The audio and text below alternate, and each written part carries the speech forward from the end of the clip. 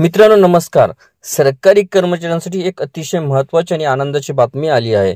सरकारी कर्मचाऱ्यांसाठी केंद्र सरकार मोठा निर्णय घेण्याच्या तयारीमध्ये आहे।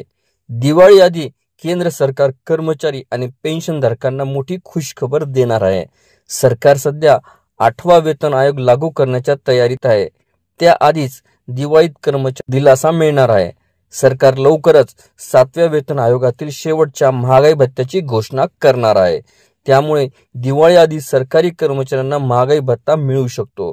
दरवर्षी वर्षातून 2दा महागाई भत्ता दिला जातो। आता सरकार जुलै ते डिसेंबर या काळातील महागाई भत्ता वाढवण्याची घोषणा करू शकेल। यावेळी महागाई भत्ता 3% वाढण्याची शक्यता आहे। जर महागाई भत्त्यात 3% वाढ झाली तर एकूण महागाई भत्ता 58% होऊ शकतो।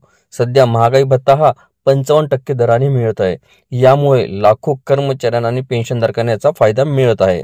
वर्षभरात 2 वेळा महागाई भत्ता वाढवला जातो।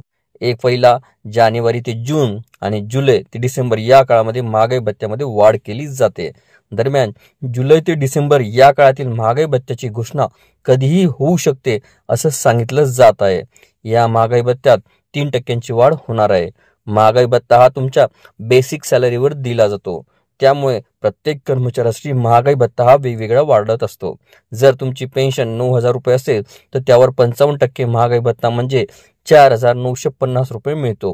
म्हणजे तुम्हाला 13,950 रुपये पेन्शन ही मिळते।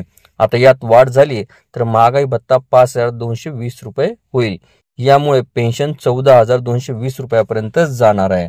तसंच जर तुमची बेसिक सॅलरी 18,000 रुपये असेल तर सध्या त्यावर 55% महागाई भत्ता मिळतो। म्हणजेच एकूण 9,900 रुपये मिळणार असतील। यामुळे पगार हा 27,900 रुपयापर्यंत जाणार आहे। दरम्यान आता महागाई भत्त्यात वाढ झाली तर तुम्हाला 10,440 रुपये मिळणार आहेत। म्हणजेच तुम्हाला एकूण 28,440 रुपये मिळणार आहेत। आपल्याला व्हिडिओ आवडले असल्यास चॅनलला नक्कीच लाईक, शेअर आणि कमेंट्स करायला विसरू नका। तसेच चॅनलला ऑल नोटिफिकेशन्स ऑन करून सबस्क्राईब करा, जेणेकरून व्हिडिओचे सर्व नोटिफिकेशन्स आपल्याला सर्वप्रथम मिळतील। लवकरच आपण पुढच्या व्हिडिओमध्ये भेटूया। तोपर्यंत नमस्कार।